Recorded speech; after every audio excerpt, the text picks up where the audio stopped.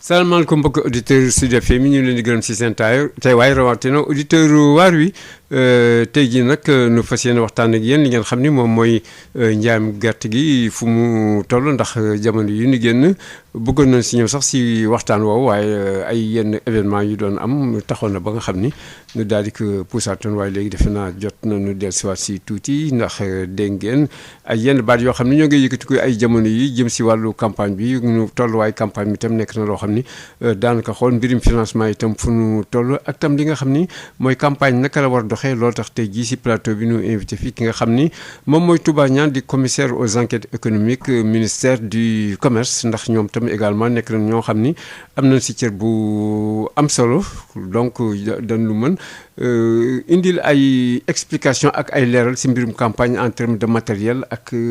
tam mbirum jaay nu muy doxee yu demee noonu pour que mbokk auditeurs yi ak ñi nga xam ne tam dañuy yëngu si wàll wi seen xel gën mën leer si mbirum yooyu li nga xam ne tam mën na nekk peut-être affaire texte lu fekkee ne war na am luñ si soppi loo xam ne xomaag na wala yu demee noonu yooyu yëpp nekk na loo xam ne également dañ si mën indil ay leeral Touba Niane nu lay bàyyi rek nga nuyoon teg mbokk auditeurs Sud FM yi ak itam ñi nga xam ni ñooy suñu ay auditeurs yi.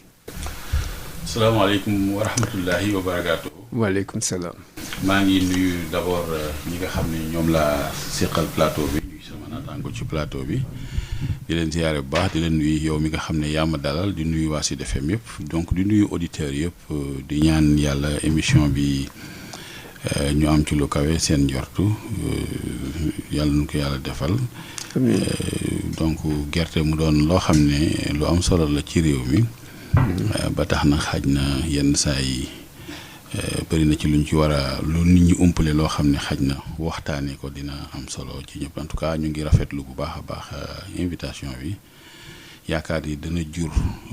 li nga xam ne moom la ñuy xaar ci moom jërëjëf. voilà merci beaucoup jërëjëf Mohamed Ka yow yaa ngi nekk si comité de suivi de la campagne bi bokk tam également force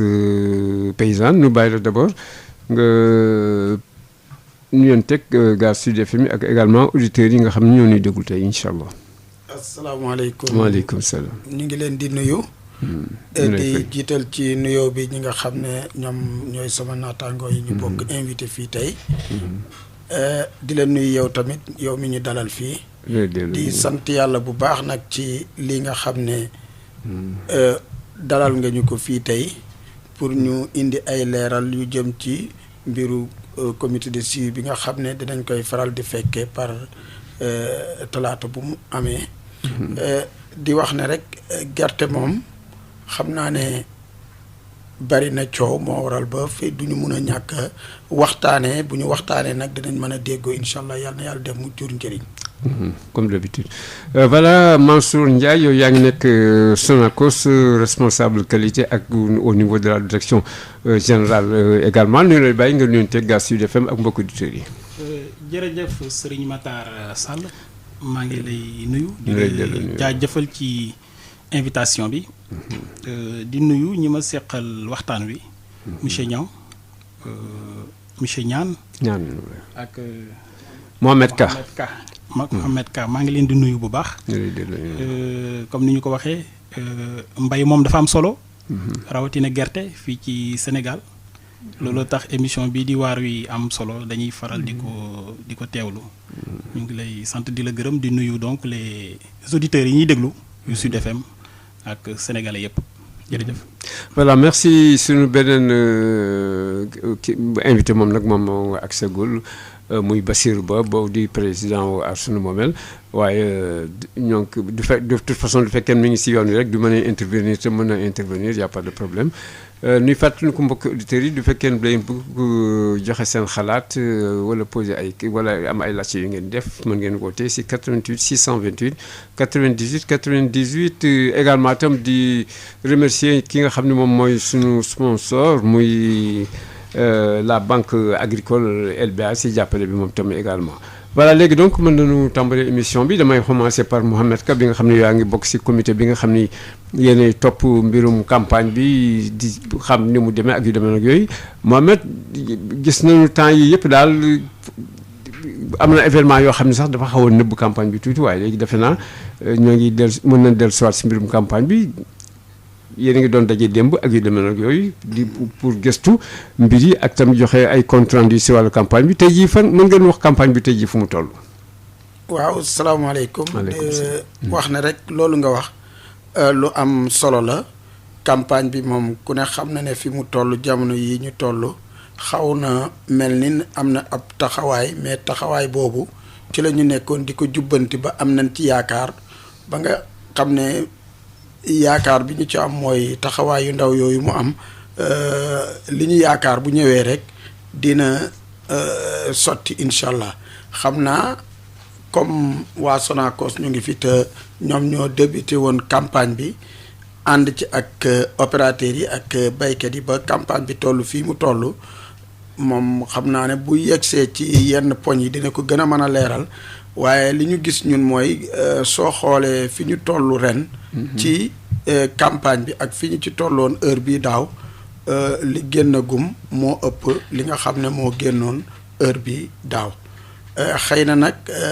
am na ay jafe-jafe yoo xam ne ñu ngi koy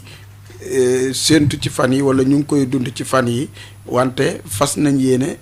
saafara ko. kooku yan xeetu jafe-jafe la. waaw xeeti jafe-jafe yi mooy boo demee tey prix bi dafa mel ni dafa déparé woon ci juróom fukk yoo xam ne moom la ko baykat bi moom lañ koy jëndee ci baykat bi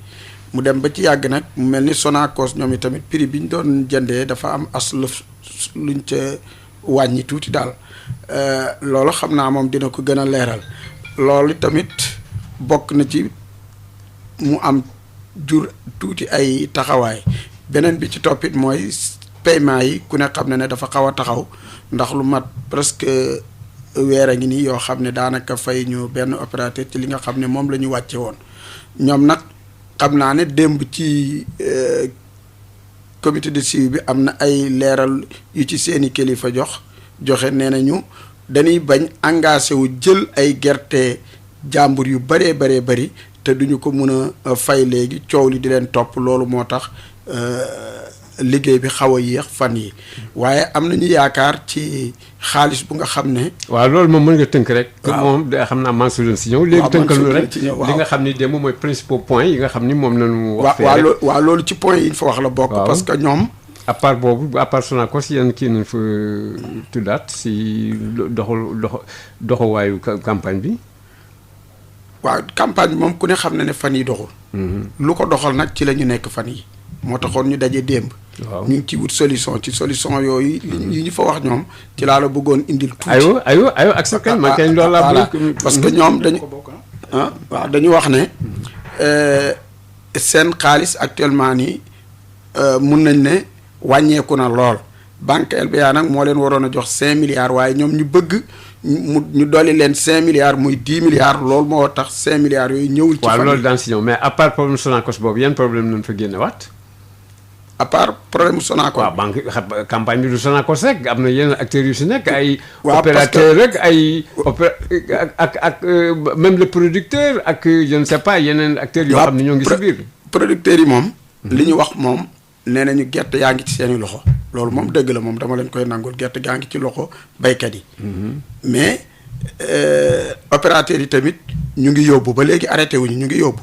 waaye nag gëj nañ leen a fay xam nga loolu problème la pour ñoom. mais ñee indil nañ ko lay ci xaalis bi nga xam ne yaakaar nañ ne dinañ ci jot fan yi loolu nag dañ ciy profité waale sax di gën a sant LBA bi nga xam ne moom moo ci jàpp. parce que. moom moo jàppale Sonacos di profité waale it nag waxaale ne même yeneen banque locale yi nga xam ne ñu ngi fi waroon nañ ciy jàpp comme ci LBA di jàppee ñu gën koo xam ci CDCAS. bon léegi li ma la bëgg laaj kooku moo doon principal problème yi nga xam ni moom lañ doon traité démb. noo xam naa boobu moo ci ëpp solo parce que. am na taxawaay naka la ñuy def ba taxawaay bi. sensé. loolu ci la ñu nekkoon. seen nekkoon waaw loolu lu ñu joxe comme solution si ba taxawaay bi changé. li ñu joxe comme solution kay mooy li ma ne la. waaw dégg naa léegi daanu ñëw si mbir moom. waaw daanu ñëw si ay solution dañ doon junj rek kii bi bon ñu ñëw si voilà bi nu paree si Mohamed Ka nu ñëw léegi si Mansour Ndiaye yow yaa ngi nekk direction générale bu Sonacos également tam loo xam ne si wàllu qualité la yow yaa amee mbir yooyu léegi dégg nga Mohamed Kaw seen comité de suivi bi nga xam ni def nañ ko démb principaux points yi nga xam ni laal na ko particulièrement tam ñëw nañ si yéen Sonacos moom toujours moom du fekkee da nga ni campagne rek dafa mel ni rek moom Sonacos moom sax campagne bi loolu lay xaw dina lool waaye léegi li ma la bëgg laaj si wàllu campagne bi yéen tey jii fu ngeen si toll d'abord en terme de collecte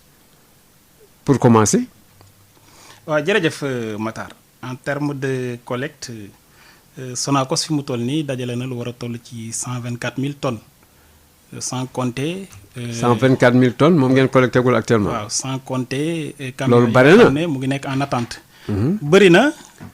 presque doublé na la woon daaw. waaw doublé na li woon daaw parce que daaw ñu ngi amoon 68 500 tonnes. oui presque oui. waaw bëri na bëriwul mais li ñu xam nga lu tax ñu wax doo dégg lu tax ñu bëri na. c'est que xam nga daaw bi ngeen boucler ngeen am 67 68. te bii cette fois-ci xaajoogu leen boucler gu leen te yéen a ngi déjà presque yéen a ngi doublé. waaw dinañ da nga xeeb loolu. xeebuñu ko ñu ngi sant yàlla bu baax a baax dinañ ñëw ci li tax ren li ñu am presque doublé li ñu amoon daaw. parce que dañu changer ay stratégie de collecte loolu dinaa ci ñëw mais li ma bëgg a wax mooy Sonacos dafa am lu toll ci financement bu toll ci 47,5 milliards bi ñuy dugg ci biir campagne bi ni ñu ko répartiré nii la dañu am 46 millions d'euros yoo xamante ne si ay ITFC moo ñu ko joxoon. 46 millions d'euros. nekk 26 milliards. 26 waaw de francs CFA. fekk. 26 milliards boobu moom ngeen dugalagul ci campagne bi actuellement. dama lay wax li ñu amoon ci ay fonds avant ñuy démarrer campagne bi. waaw alors fekk li ñu lebaloon daaw aussi comme amuñu woon gerte amoon na lu des. parce que mobiliser wuñu woon fonds yëpp. desoon na 6,5 milliards. boo ko ci tegee day nekk 32,5 milliards. banque nationale yi war ñu jox 15 milliards. donc lépp nekk 47,5 milliards. alors ñu toll donc ci mobilisation fu mu toll nii comme ni ma la ko waxee léegi 124 000 tonnes dëgg la fan yi ñu génn paiement yi xaw na am tuuti jafe-jafe mais lu jiitu loolu ku indi woon sa gerte rek bu defee 48 heures 72 heures nga jot sa xaalis. xëy na sax li doon gën a yéexal yenn paiement yi rang bu gudd bi la. sant yàlla la ndax da nga daan dem di fa fekk juróomi camion ñetti camion boo demee ba 200 camions rang 300 sant yàlla la alors donc procédure yooyu yëpp li muy laaj mën na tax léegi paiement bi yéex wala producteur bi opérateur bi yàgg lool ci seko bi bala mu fay jógee alors léegi nag ñu accorder la ay financement ak nga mobiliser ko jot ko lépp du benn jotaguñ donc financement yëpp donc moo tax. financement yëpp jotagu na ko maanaam 47 milliards yi nga doon wax jotagu leen yëpp. non mobiliser guñu lépp. ah bon d'accord mobiliser guñu lépp mais ku jënd 124 000 tonnes xam nga ne kooku c'est beaucoup d'argent. à peu près combien c'est beaucoup d'argent non nii mënuma def mental bi mais 124 000 tonnes ku ko jënd ay milliards yu bëri la ay milliards yu bëri la alors loolu boo ko gisee nag c'est parce que. Sonacos dafa am fu mu tolloon avant le président Modou Diagne Fada di ñëw le directeur général donc en 2019 bi muy ñëw Sonacos amoon na ay jafe-jafe lool boo xoolee campagne boobu 28 000 tonnes la ñu amoon bi ci topp la ñu am 68 500 tey ñu teg ay stratégie ba yegsi fii ñu yegsi parce que nag yaa ngi wax ne bu ñu ne campagne rek ñu xalaat Sonacos dëgg la Sonacos Modou Diagne Fada moomu ko président Macky Sall moomu ko Sonacos sénégalais yi ko moom dañu am mission de service public. nekkuñu rek à la recherche de profit bénéfice ak gain ak yooyu dëgg la kuy liggéey ku ne bëgg nga ci dara parce que dañu yor ay employés di leen fay mais ñun li ñu gën a yitteel mooy li baykat yi produire ñu jënd ko ci njëg bu baax baykat yi mën ci gis seen bopp Sonacos gis ci boppam sénégalais yi gis ci seen bopp à travers diwlin bi ñuy produire ràkkal bi ñuy produire ak yeneen produits dérivés yi alors loolu moo waral. bi ñu amee yenn jafe-jafe yi le président Macky Sall nañu xoolaat ni ñuy jëndee gerte xëy na ren Sonacos am na gerte mais bu ñu fàttalikoo dafa métti woon trop ak chinois yi xam naa peut-être dinañ ci ñëw mu ne ñu nañu xoolaat ni ñuy jëndaatee gerte gi ci la indee le concept Bor-Champ ci discours 31 décembre am que Sonacos au lieu mu toog rek di xaar ak système caro usine bi moom it war na mën a dem jënd ji. kooku kon Sonacos loolu am na si droit. waaw xam nga bi mu ko waxee daf ne réformer leen seen i texte. waaw texte yi réformer nañ ko actuellement. moo tax le service achat graine bi ñu amoon ñu ériger ko en direction générale Sonacos nag yàgg na def contractualisation mais ni ñu ko doon defee lañ soppi yàgg nañu signé ak ay producteurs pour que ak ay association de producteurs sax lay wax pour que bu ñu produire ba pare li ñu produire ñu jaay ñu ko mais li ñu ci indi bees mooy ko contractualisation boobu dañ ko xalaataat renforcer waat ko parce que Sonacos daanu joxe jiwu mais ren producteur bi dañ ko accompagner jox ko jiwu accompagner ko jox ko engrais pour que bu bayee ba pare mu fay ñu li ñu ko lebaloon li mu dese ci production mu jaay ñu ko te loolu it bu ñu koy def dañuy renforcer l'État rek dans sa mission parce que État depuis plus de 10 ans dafay subventionner jusqu'à hauteur de 50% intrants yi muy semence muy matériel agricole muy engrais. daan dellu soit si yow ma fàttali ko mbokki auditeurs yéen nga topp seen émission waar wi nuy waxtaan tey jii si mbirum jaayum gerte gi du fekkee ni bu ngeen bokk mën ngeen woote 88 628 98 ak du fekkee tam am ngeen lu leen di laajte wala contribution yi ngeen bëgg def fi nu nekk juróom-ñaar waxtu teg na ñaar fukki minutes ak juróom-ñaar nu dem sa Touba ñaan bu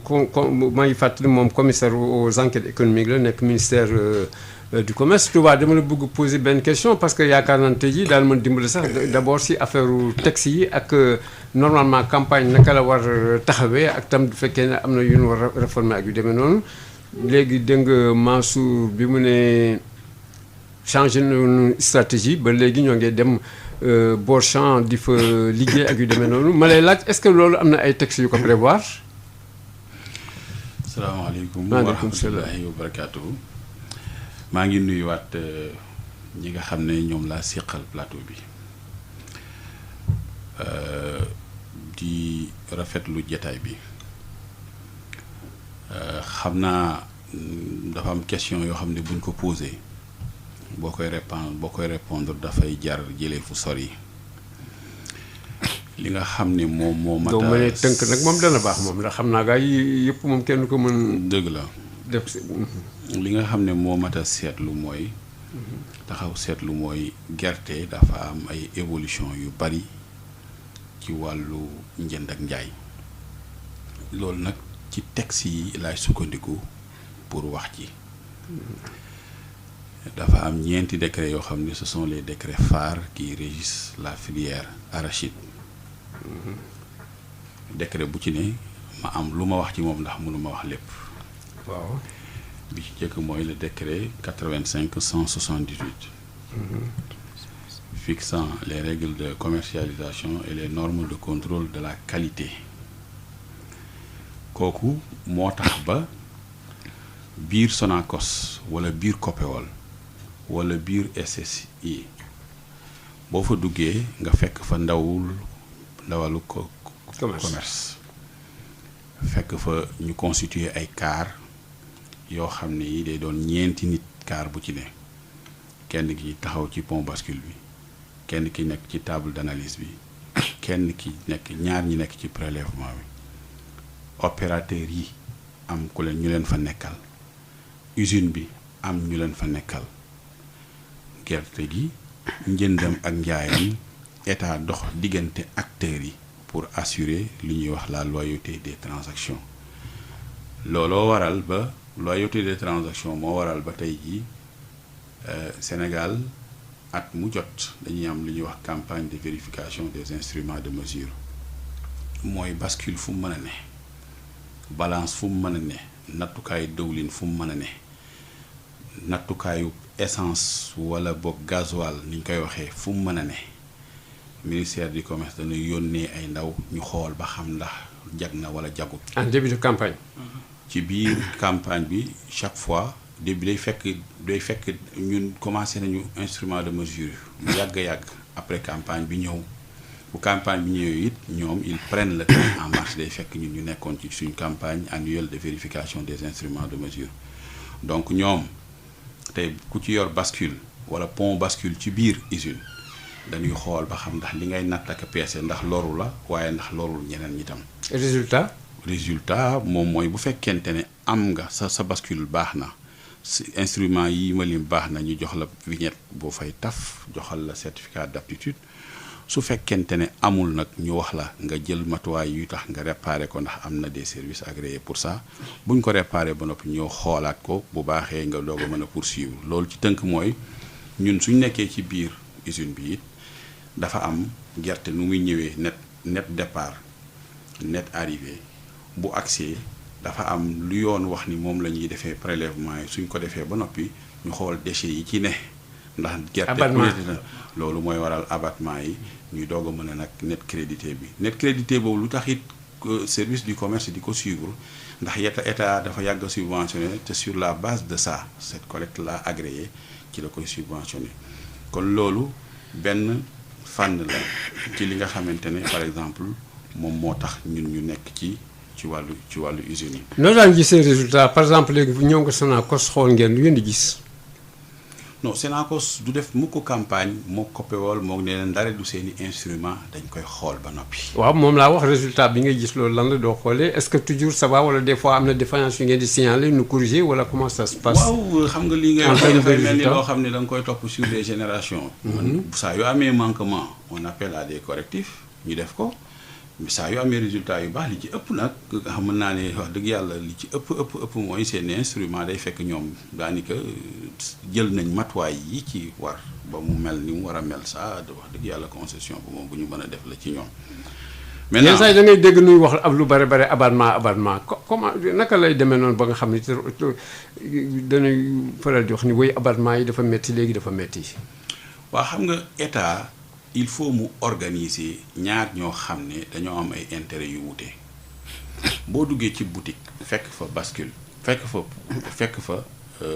balance nga bëgg a jënd 1 kilo de sucre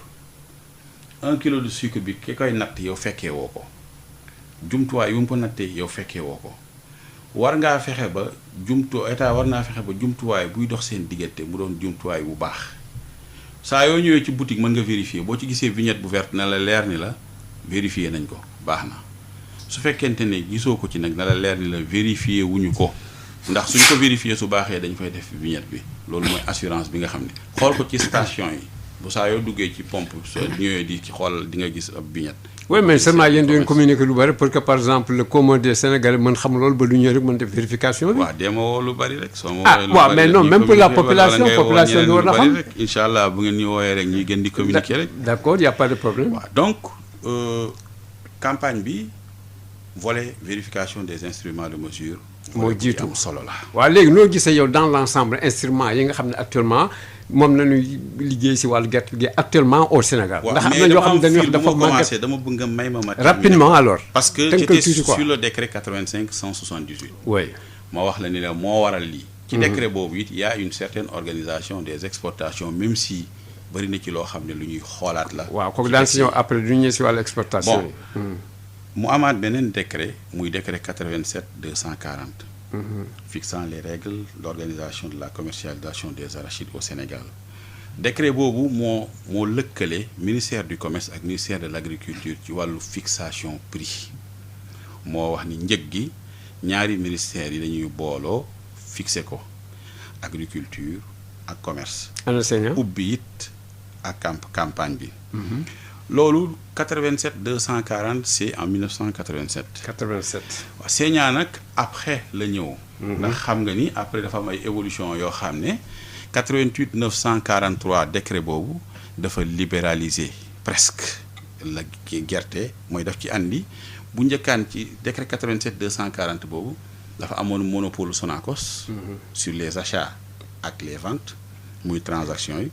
Pour plus de 100 kg d'arachide aussi transfert bi il fallait avoir une autorisation donc de l'autorité étatique à l'époque nous sommes en 1987 88 moo am une réforme décret 88 943 moo modifié le décret 87/240 en ses articles 3 et 6 qui donnaient à la fois monopole ak qui faisait interdiction d'un transfert de plus de 100 kg sans autorisation. Donc mu mel ni diggante boobu la ñu ubbi ci wàllu gerte ba mu am ak diversification des acteurs ci la ñuy dox ba mu am accord cadre bi ba Sénat aujourd'hui mu doon gerte mu doon loo xam ne dañu ne ñi ko moom ñooy toog ci seen biir di waxtaan suñu jubooyee ba ni gis ni prix bi ànd kook ñoom ci lii la war a dem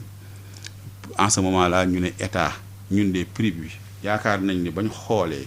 boo ci dugalee sa loxo daal bu fekkente ne tegal nga ñu nangam mën nañu am prix sangam ñu jaayee ko dana tax suñu gerte compétitif kon nag jox ñi loolu mooy waral tey état déglu Sénat ba naa buñ proposé fixe comme nag force de proposition lañ état moo yor fixation donc nga gis arrêté génn entre ministère de l'agriculture ak ministère du commerce. Donc dernier décret nag bi nga xam ne moom moo sofu ci ñetti décret yi may wax c'est le décret 2010-15 portant libéralisation des exportations. kooku c'était en 2010 la woon yaa ngi dégg am na ñu wax nag ni décret boobu sax mënees na ko tuddee décret Sëñ Bara ndax à l'époque gerte dafa am fu mu toll woon mu mel ni mévente daf fi nekkoon carrément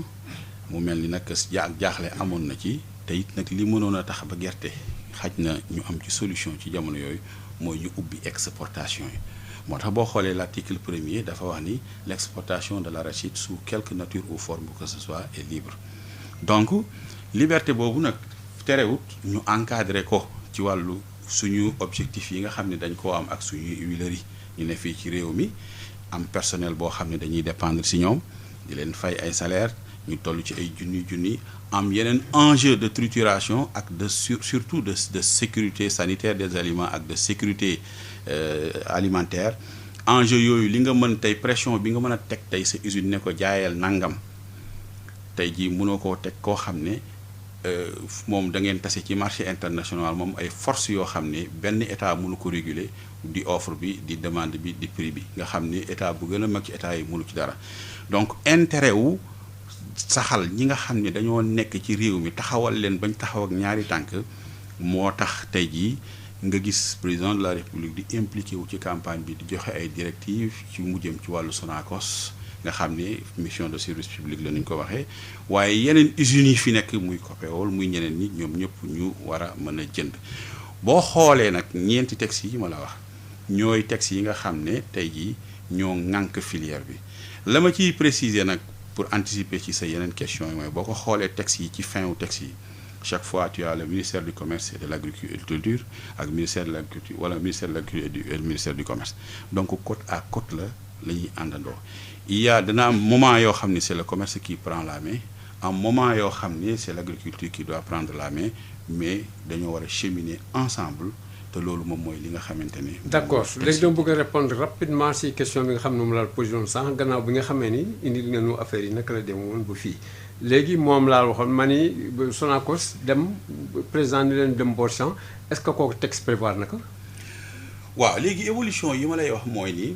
nous sommes dans une hybridité quand je parle de liberté su ma ko waxee rek. maanaam dañu ubbi rek léegi daal ku nekk lu la neex mën nga dem def ko si biir. léegi nag de su ko waxee noonu. ndax problème bi ñu am mooy problème mu réforme texte yi tantôt dañuy dellu si ci bëgg appliquer à 100% le décret 85/178 mi exiger des points de collecte carrément. Mais suñ ci demee jusqu'au fond de la logique avec le décret 88/943 on se rend compte que mënoo koo appliquer à 100% parce que am na opérateurs yoo xam ne ñi ils ne sont pas du circuit maanaam officiel te ils sont libres d'acheter pourvu que ñu respecter ay facturation ak traçabilité bi nekkuñu obligé wuñu leen ñu am lettre de voiture comme ni ñu ko obligé dem point de collecte ak yooyu donc hybridité boobu moo waral ba mënoo trancher la question moo tax nag aujourd'hui défi majeur bi nga xam ne mooy li am mooy il faut que ñu procéder à la refonte des textes carrément ma jox la benn misaal boo xam ne mu ngi nekk di xew loo xam ne xaj na en texte yi prévoiruñ ko waaye dox gi mu ngi yeggagum foofu waaye tey bu ñu doon refonte def refonte des textes dañ ko ci dugal mooy tey exportation yi le directeur du commerce intérieur dafa génnee benn circulaire nii. may ma foofu daan fi ñëw. dama koy point boobu c'est pas les exportations en tant que tel mais dama lay wax rek une organisation. dañu les exportateurs nañu dem identifier wu. au niveau des services régionaux du commerce. su ñuy identifier wu foofu noonu ñu xam ñan ñoo nekk ci région bu ci ne. Kaolack commencé ko di construire benn base am. Diourbel jël di construire base am. D'autres régions di ko jël di construire base am alors que bu njëkk imposé wuñ ko woon exportateur parce que il s'est pas contenu dans les décrets yi ma wax mais ñun en comité dañu xam ni lii baax na ñun DPV ñun ASEPEX ak ñëpp et cetera ñu ànd ci donc ñu gis ni kon lu mel noonu su ñëpp àndee tey ëllëg bu ñuy def refonte des textes dañ koy jël xam ni lii moom mënut a ñàkk ñu boole ko ci ak yeneen paramètres yoo xam ni mënoon naa ciy dellu si. Voilà, merci beaucoup Touba Niane. Ministère du commerce mais fàttali mbokk auditeurs yi yéen a ngi topp seen émission waar yu ñuy indi tey jii ay waxtaan yoo xam ne nga jublu si njaayam gerte gi ak tam li ko tënk tam réforme yi nga xam ni ñàkkul ni dañ si mën a am ak nu muy taxawee ak tam fu mu àgg loolu yëpp nekk na loo xam tey jii si waxtaan wi lay bokk nu bëgg mu nekk waxtaan bi yaatu donc di ngeen mën a participer joxe seen xalaat tam mën ngeen ko def. ma ñëw si ki nga xam ne mooy Bassirou Ba moom mooy président Aar Sunu Mamel Bassirou Ba li nga xam ne moom laa bëgg laaj ndax yow kuréel bi nga amee dafa ëmb ay producteurs tey jii yow campagne bi nañ ko gisee seulement nag sànq xaw nga yëf ñëw xëy na dégg nga ko sa rajo ndax Mohamed Ka bi nga xam ne moom mi ngi nekk si comité de suivi campagne bi jotoon nañ defal benn tënk boo xam ni si campagne bi lañ doon wax yow tey jii campagne bi sur le terrain nan ngeen ko gisee tey. ok maa ngi nuyu waa Sud FM yëpp ak képp koo xam ne mu ngi déglu di nuyu tamit ñi ma fekk ci plateau bi rawatina sëñ Mor di ko félicité ci ndamam li mu am pour naan meeru Jaamal commune de Jaamal ñu ngi lay félicité te di la ñaax bu baax tamit nga yokk taxawaay bi góorgóorlu parce que askan waa am nañ ci yow yaakaar donc def élection gagné yombul yal na yàlla def ndam li jig la jig gox ba nga nekkal ci barke Alxuraan déglu nañu jataay bi ñu ngi doon déglu ci yoon bi tamit ñun de li fi am yëpp ci ay waxtaan ñu tuddee ko ñoom waa état boo ne état mu yaatu comme ministre de commerce l'agriculture ñoom waa Sonacos Mansour Ndiaye bu Sonacos ak waa ministère du commerce ak ñoom ñi nga xam ne ñooy opérateurs yi ñoom ñëpp bu ñuy waxtaan ñun ñii di béykat yi tax ñu war a waxtaan waaye li ñu fi waxtaan yëpp ci ay théorie la décret këyit ci gàttal waaye bu fekkee rek pratique la ci terrain bi ñun ñii di béykat yi amaluñ ñun njëriñ du benn loo xam ne feeñ na ci li nga xam ne ñoom moom lañ indi ci ay changement ñun kenn umpalewul na ren nawet bi moom dafa gàllagoose ñëpp xam nañ ko. dafa gàllagoose mooy lan. si wolof bu woyof. dafa baaxul. dafa baaxul pour mu gën a leer ci ñi déggul wolof boobu. ñàkk a baax bi nag gannaaw ndogalu suñu boroom bu fekkee dafa dénk ay nit na leen ñu ne responsabilité nangam doxale na nangam parce que nag fii ku xëy ku ne xam ne yàllaay dugal nit aljana waaye am na sabab yuy tax nga am ca yaakaar looloo tax yàlla teg leen ci suñu kanam loolu daf ci bokk bu fekkee ne joxe jiwu dafa jot ñu jox ñu jiw bu baax wu mucc ayib su joxe engrais jotee ñu jox ñu engrais bu doy te baax bu fekkee ne nawet am na ñun ñu xalaat bu baax que balaa mu ñuy mën a bàcc suñuy gerte xam fan la ñuy jaay jee kan la ñuy jaay jee ak naka la ñuy jaay jee yii nag yëpp benn daf ci amul te li ko waral seen responsabilité la kenn ci ñoom du waxtaanee mbiru mbay fekk du def ne kët na jonn maanaam ñu tiim ko ñu sox ci di waxtaanee loolu nag taf yëngal rek moo fay am li am ren mooy gerte bariwul li fi am baaxul ci gox yu bëri yu wuute. parce que ñun yàlla gerte barewul est-ce que am ngeen estimation si gerte gi li fi nekk ren lu mu toll. waaw du ngeen ne barewul fu ngeen teg barewul boobu. xam nga ñoom dañuy yor seen i techniciens ñoom ñooy def statistiques yi nekk ci gox goxaan yi nee nañu ñoom ñoo am mérite pour di joxe li nga xam ne mooy statistiques yi waaye nag man mi yor sama suuf jëndoon sama jiwu daaw def ko fa ma ko defoon daaw nawet bi dellusiwaat ma defaat ko na ma ko defee woon amoon bële yoon fukki mbaam bii yoon ma am juróomi mbaam wala ñetti mbaam kenn dàqu maa joxe statistique ci nawet bi ni mu doxee ñoom buñ ne am nañu 1,6 million de tonnes seen jàngat la. mais li ma la bëgg laaj nga ni bi yoon juróomi mbaam daaw amoon nga xaw ma lu àgg ñaar fukk yu dem. waaw li ma lay wax nga yaakaar ni ren ji moo tax nga affaire bi tuuti seew. waaw li tax moom lu yomb la ñoom ñii ñëpp toog ci plateau bi kenn ci ñoom ñii nag ministère du commerce ak ministre de commerce ministre Sonacos ak opérateur kenn ci ñoom umpalewul na jiw bu baax amul ci réew mi kenn ci ñii donc jiw bu baax amu fi moo kenn ci ñoom umpalewul ne ren kenn ci ñoom umpalewul ne ren engrais amul woon balaa muy am fekk ne nit ñaa ngi buddi gerte yi di yëy di góob dugub yi. donc loolu amul loolu njëriñ. ñoo gën yokk loolu dañuy jàpp kii bi. waaw loolu dañuy jàpp ne ci seen côté ñoom. loolu la. beneen bi côté yàlla la ci côté ndox meeg taw bi ni mu demee. waaye bu fekkee ci côté li ñu leen dénk ñoom seen responsabilité dañ ko dafa sooxe mateewul. loolu dañ ciy jàpp parce que ñoom la ñuy waxal ay nit la ñuy waxal ñu teg fële yàlla. parce que yàlla mooy lépp mais nit ki li ko war ci taxawaayam ñoom joxuñu jiw bu baax joxuñu engrais ren. loolu nag moo waral ñun ñëpp ñu gëm na dafa feeñ ci li am ci njeexitalu ren bi nawet bi mooy amul léegi nag bu fekkee ne ñun dañ di baykat yaakaaruñ lu dul mbay ñu mënoon a am yeneen yu ñu mën a dimbale waaye yu yëpp ñu soofantal ko moo xam dugub balaak bisaab baak gerte baak xaal baak ñebe baak lépp dañ ko soofantal li leen intéressé mooy fi nga xam ne fa la ñuy defee seen client politique mooy gerte bi ñu fexe ba bu gerte bu jiw jotee ñu am ci lu ëpp li baykat bi di am bu engrais bi amee ñu am ci lu ëpp loolu la ñu fas yéene tamit bu jaay mi ñëwee it ñu ëppalee tiñi ci ba tax baykat rek moo mën a toog ba nawet wàcc du xam kan lay jaay ji ak fan lay jaay ji. mais yéen fi nekk ni baykat yi xamul fu ñuy jaay. déedéet. waaw mais lu tax ni lu tax Sonacos nee na ñoom jëndagum nañu actuellement ñaata ngeen wax 124 000 tonnes gerte. waaw léegi dama lay leeral benn leer. gis nga dañu profité ci li Sonacos li président waxoon mooy 31 bi passé mu wax ko moom wax na ko léegi. ñu dem sa tool yi nañ dem ca tool ya. dañoo nax président. kan moo nax président. Diagne Fada. yow li ngay wax garaaw na de. te nag mu ngi commencé ci depuis mu ñëw 2019 ci bopp Sonacos. pexe bu ne def na ko pour fexe sëlmal baykat yi ndargaajoo opérateur yii gisuñ seen bopp. sàgg doo nga rëy baykat yi gisuñ seen bopp huiliers yi gisuñ seen bopp te daa nga gis campagne nawet boo xam ne moo gën ren fuuf ci ñun baykat yi te amul kenn ku gisoon sa bopp ci lii di campagne bi daaw te li indoon loolu le pexe la woon boo xam ne daf fi amoon comme ni ko sëñ bii waxee am na lu fi xewoon ba ñaaw kilifa diine yi xool xam ne lii am na lu ko mën a régler ñu fexe naxante ba ñuy exporter ñëw fii ñun baykat yi ñu commencé gis suñ bopp Diagne Fada bi mu duggisee mu ne li sëriñ yi xalaatoon li baykat yi ñàkk yi xalaatoon li kilifa président xalaatoon sax pour dimbal ay baykatam man maa koy këpp ci samay pexe. mais naka la ko këppee loolu. mooy lii te dafa yomb bi mu duggsee rek daf ne Sonacos li mu am mënta sa maanaam ay machine am mënu ko saaxam mi parce que 37000 tonnes la waxoon la am mënu ko saaxam mi dafa lijjanti ba am këyit yi mu ngi ci sama oto moom ak ministre bi bañ defal ko mu jaay ji loolu mu amoon. mu jaay ko fan. daf ko jaay ci réew mi mais kooku mën na du kooku mais kooku am nañ ci droit ñoom. non am na ci droit amu ci droit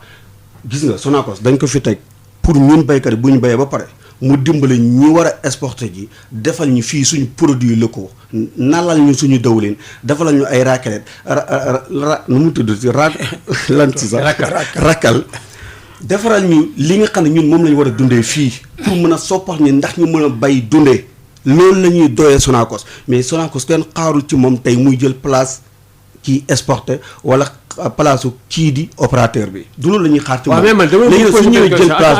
attends dama bëgg poser benn question dogguma la li ngeen ni kenn mayu ko tey ji muy jaay mais loolu am na fii def naa nu def ko waxtaan mais bi ñu ko defee waxtaan dañu woon ni si mën na jaay moom. bien sûr. te mu ngi sax exporté également. ak di jaay chinois. kan moo mun jaay. ci ab Sonacos. Sonacos. waaw Sonacos de bu fekkee ne dafa dem mun a jaay ji fu mu ne mooy wàcc na yoonam. non dama li ma bëgg laaj mooy est-ce que loolu yow da nga d'accord nga ne kooku may nan ko wala kenn mayu ko ko. mais déggoo la mu lay wax de déggoo mu ne la seen waxtaan yeeg seen décret yeeg seen réunion yëpp du njëriñu njeexital bi amul ci baykat bi. léegi nag bu fekkee ne ñoom mën nañoo jaay ji man du maa ci d'accord xam nga li may d'accord. li may d'accord mooy na. non waxuma nga d'accord si dama ne est-ce que may nañ leen ñoom. ñu dem jaay may nañ leen ñoom. waaw autorisation ñu dem di jaay yi loolu laay bëgg laaj. ma bëgg la wax ne. 2019. maa ngi këyit yu mandarga ne ministre bii na fi moo may Sonacos mu jaay gerte. may nag waaw donc ñoom li ñuy def légal na bon. non légal na su fekkee ministre moo ko jox. waaw moom laa wax mais légalul wàcc nañ seen yoon. mais du nga ni ministre bi moo maye loolu. waaw mais ministre dina maye lu légalul. donc ministre bi li mu maye légalul. légalul waaw loolu laa bëggoon dégg. ministre bi li may légalul xam nga lu ñuy xaar ci Sonacos. continue mooy mu defaral ñu suñu gerte bi ñu mën koo jëfandikoo fii ci réew mi. ñu indi ñii di exporter nga xam ne kilifa diine yi biñ jaaxlewee ñoom ñoo ñaan loolu wax ak président bañ ubbi bañ dem ba romboon sax kani tey ñii di chinois yi kese ñoo fi war a ñëw mais am na ñeneen ñu fi war a ñëw mooy Turquie ak lépp. voilà jërëjëf LBA la banque agricole suñu sponsor ñu leen di gërëm si jàppale bi bu baax di yaakaar itam ñeneen daanu ñëwaat lu mel ne ay Sonacos ak pourquoi pas ministère tam également du commerce te yéen ñëpp fi toog mi ngi noonu donc yóbbante nañ leen jërëjëf ñu del si waat rapidement si Bassirou Ba ma leen fàttali moom mooy président Aar Sunu Moomeel Bassirou yaa ngi nekkoon léegi di wax autorisation bi nga xam ni jox nañ ko par exemple Sonacos muy jaay. waaw ci loolu ci annonce bi jàll sànq ñu ngi encouragé waa LBA bu baax ñu gën a jàppale yi nga xam ne moom mel ni émission bi mel ni waaxee parce que nag ñun gars yi taluñ ñu politique bi rek lañ tal te noonu lañ ci woowee Sonacos yaa ngi wax léegi suñu kilifa bii nekk ministre de commerce ba nga naan ko mu naan la na ma lay woo dañu war am nañ budget nañ génne xaalis ñu defal seen bopp commerce nañ ko defal seen bopp donc du yaa leen di woo ci plateau yi ñun bu mu bëggee li ñuy liggéey mu leer askan bi gis ko nañ génne xaalis bi leen non suñu partenaire dañu yàgg leen liggéey gars yi daal di ñëw xam nga tey maa ngi lay expliquer li nga xam ne moom la ministre bi def su ko defee tamit du lu jaadu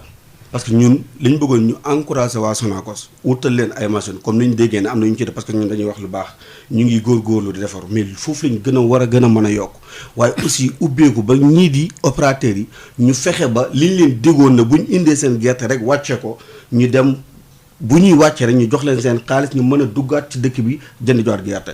parce que maa ngi lay wax sànq yaa ngi naan ma ndax am nañu fu ñu jaayee gerte même bu fekkee tey suñu waa ji di buuna nee na am nañu Mansour am nañu 24 nangam mi waaw mu doon lu yéeme loo xam ne miracle la ci ñoom te xam nañ li tax ñu am ko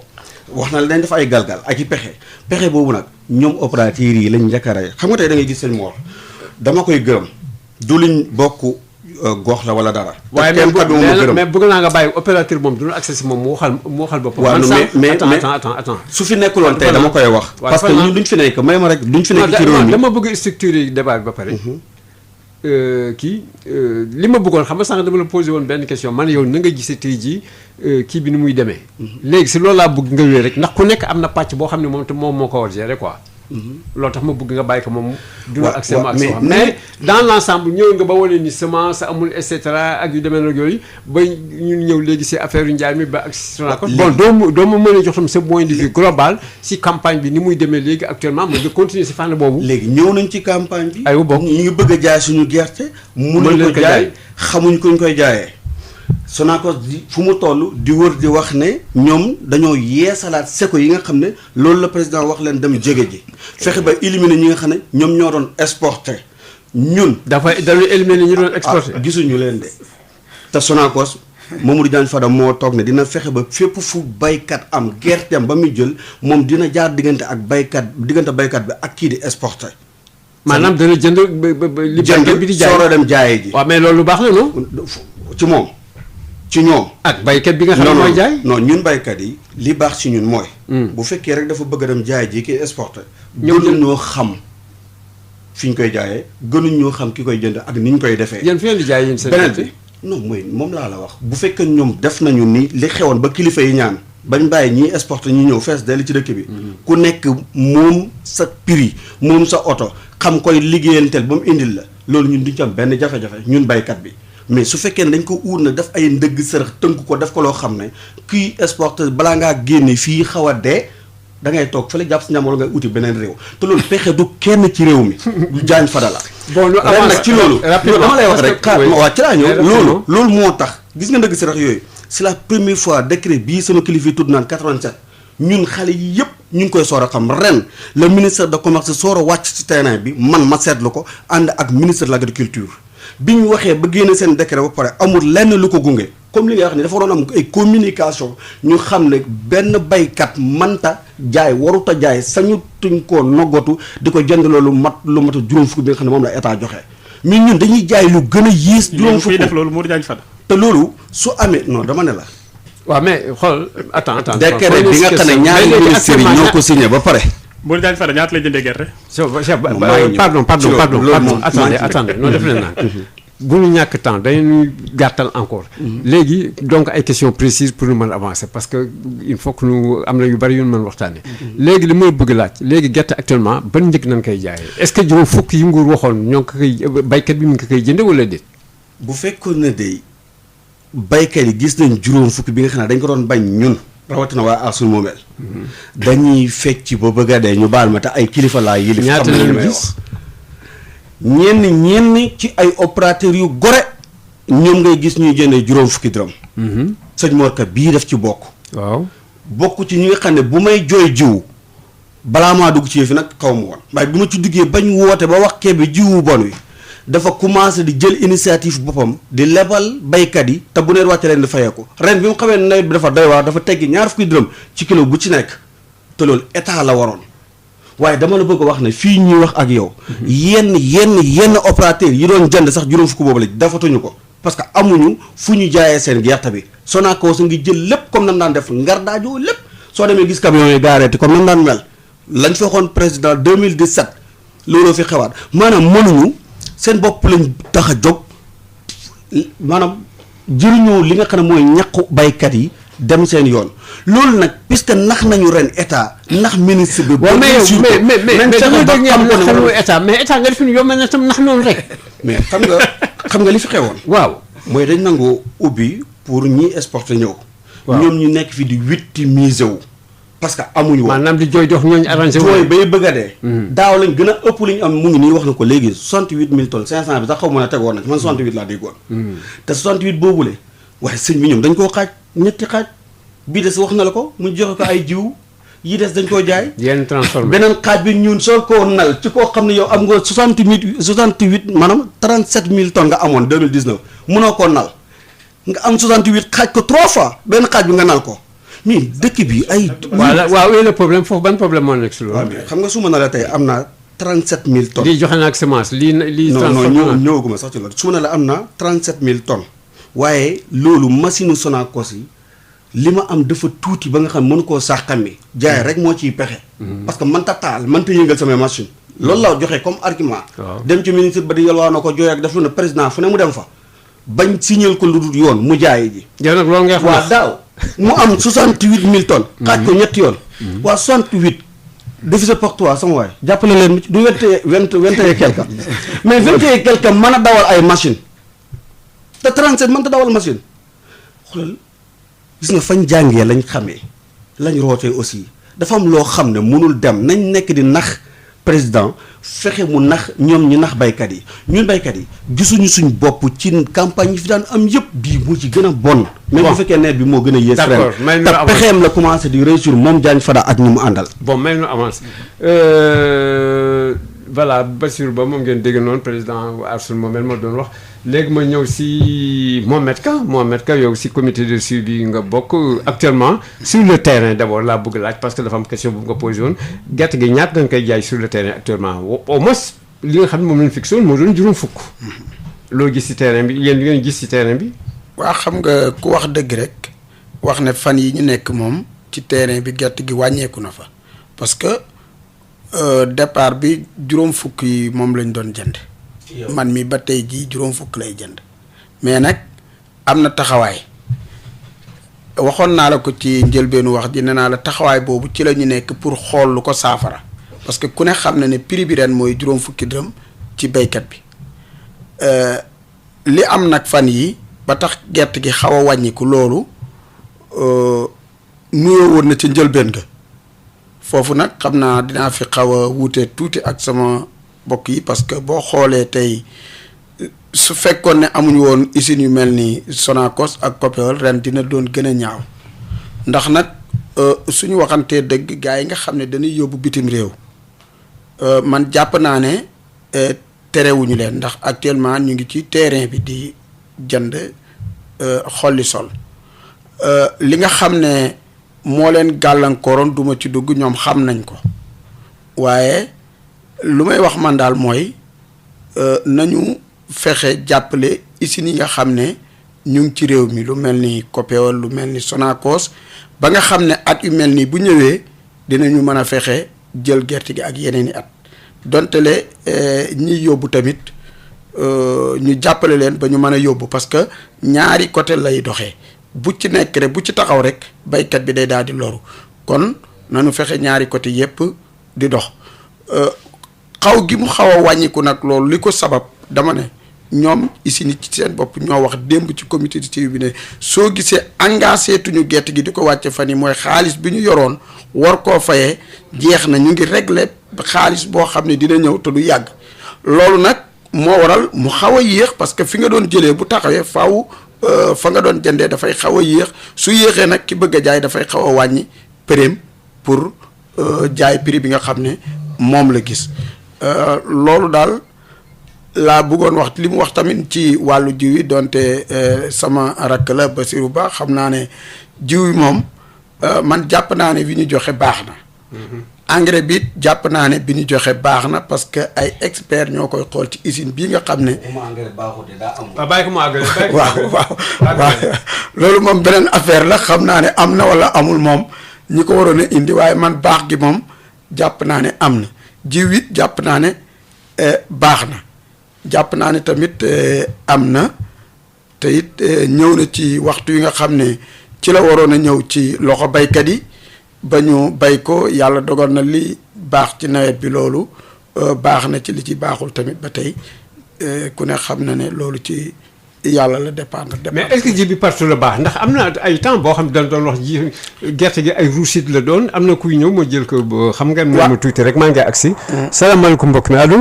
waaleykum salaam wa rahmatulahi taala wa barakaatu. sëñ bi na nga tudd ak fooy wootee. Baye Makhtar Sall Cheikh Ndiaye Bomba. Cheikh Ndiaye ñoo ngi lay déglu. waaye yow da ngaa bërën ci ñun de. dama. ma ne da ngaa bërën ci ñun de. yàlla tere événement yi la rek. baax na waaye ñun ñoo leen gën di émission bi. tubarkàlla yow moom xam naa ne ñun ngay dund yow la ñuy dund. jërëjëf ñoo ngi siyaare gan yi fi ne yëpp ak suñu Basiru ñoom. ñoo ngi sant nag ministre de commerce lool bu baax a baax. ndax xam nga lu tax ñu koy sant. moom am na passif boo xamante ni benn tubaab bu nekk France mu ne ko Mimra moom dafa ñëw mu jàpp ni léegi moom comme gi tax gi muy defaree kii bi suukar si dafa seer ndax engrais bi mu jëndal ba tax na yokkal na ko ci kilo suukar bu ne juróomi dërëm mu yokk itam nag ñun nee na comme ministre bi yor mbay mi moom di Moussa Baldé moom aw nitam nit ñu ñuul lan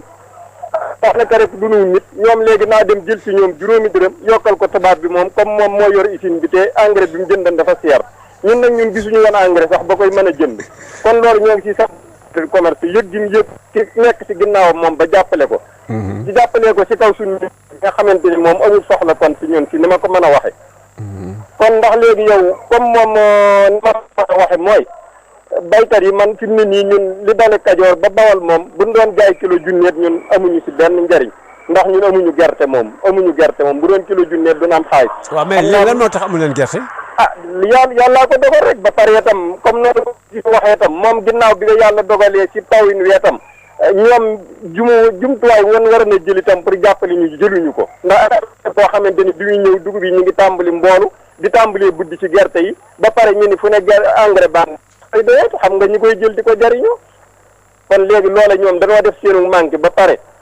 bu wàllu Sonacos ñëwee itam ñoom itam fekk nañ biiri nit ñi ndax fekk gi mooy comme léegi état bi dafa fixé woon ni gerte 250 la war a jar te ñun boobu baaxul ci ñun ndax fi mu ne ñun gerte gii ñu ji état ci boppam lim ni jaayeen mi ngi nu ko jaayee